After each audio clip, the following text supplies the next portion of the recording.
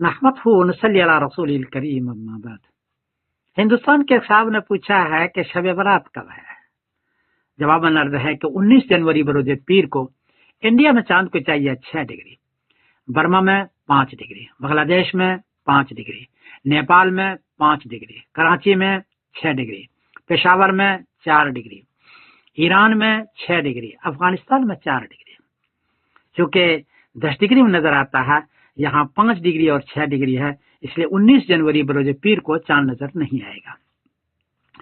20 جنوری بروز منگل کو انڈیا میں چاند کو چاہیے 18 ڈگری، برما میں 17 ڈگری، بنگلہ دیش میں 17 ڈگری، نیپال میں 16 ڈگری، کراچی میں 17 ڈگری، پشاور میں 16 ڈگری، ایران میں 17 ڈگری اور افغانستان میں 15 ڈگری۔ یہاں 20 جنوری بروز منگل کو 10 ڈگری سے چاند اونچا ہے، اس لیے چاند نظر آئے گا، شاید مہینہ تیسا ہو جائے گا اور دیر تک رہے گا۔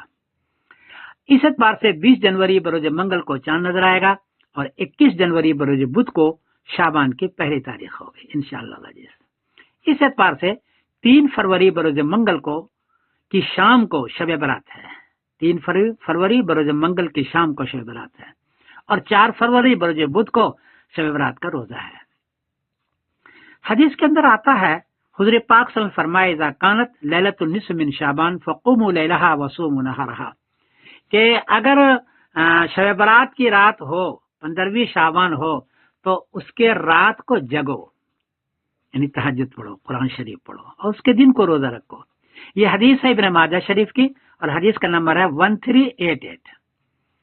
چونکہ سارے صحیح ستہ میں نہیں ہے، 1-2 کتاب میں ہے، اس لیے بعض لوگوں نے اس کو ضعیف قرار دیا ہے، لیکن بہرحال حدیث ہے، اس لیے اس کی رات کو تہجد پڑھیں اور دن کو روزہ رکھیں۔ چنانچہ آگے حدیث کے اندر ہے، اللہ تعالیٰ فرماتے ہیں الا من مستغفر لی فاغفر لہ، کہ کیا تو کوئی معافی مانگتا ہے تو میں اس کو معاف کر دوں، کوئی روزی مانگتا ہے تو میں اس کو روزی دے دوں، کسی کو بیماری ہے تو ان کو میں شفا دے دوں۔ صبح تک ایسا ہوتا ہے، اس لیے اس رات کو دھمال نہ کریں، چراغاں نہ کریں، لوگوں کو تنگ نہ کریں، شور نہ مچائیں، یہ نہ کریں۔ یہ ان راتوں میں کرنے کی جگہ نہیں ہے، بلکہ اللہ سے مانگنے کی چیز ہے۔ اس رات کے اندر مانگے تو انشاءاللہ العزیز آپ کو شفا بھی ہوگی، روزی بھی ہوگی اور اللہ تعالیٰ تمہارے گناہوں کو معاف بھی کریں گے۔ بہرحال یہ چیزیں میں نے بتا دی۔ میں سمیر الدین قاسمی بول رہا ہوں مانچسٹر انگلینڈ سے۔ السلام علیکم ورحمۃ اللہ وبرکاتہ۔